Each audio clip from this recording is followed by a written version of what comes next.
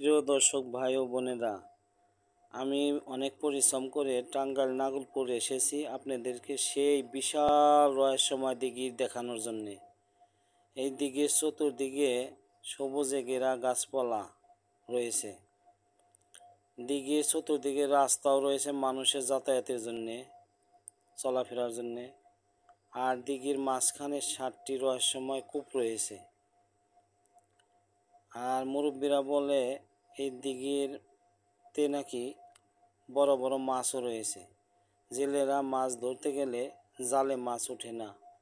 জানি না আল্লাহ এর ভিতরে কী রহস্য লুকিয়ে রেখেছেন, আল্লাহ রাব্বুল আলামিন ভালো জানেন। আর দিঘিটি সেচ করার জন্য অনেক মেশিনপত্র বসানো হয়েছিল, কিন্তু এক ফোঁটা পানিও শুকানো যায়নি। আপনারা যদি কেউ দিঘিটি দেখতে যান তাহলে যেতে পারেন। আর আমি পরবর্তীতে আপনাদের সামনে নতুন নতুন শিক্ষণীয় বিষয় ভিডিওগুলো তুলে ধরার জন্য আপ্রাণ চেষ্টা করব ইনশাল্লাহ। আমার এই ভিডিওটি যদি আপনাদের ভালো লেগে থাকে তাহলে অবশ্যই লাইক করবেন, কমেন্ট করবেন, সাবস্ক্রাইব করবেন। আল্লাহ হাফেজ।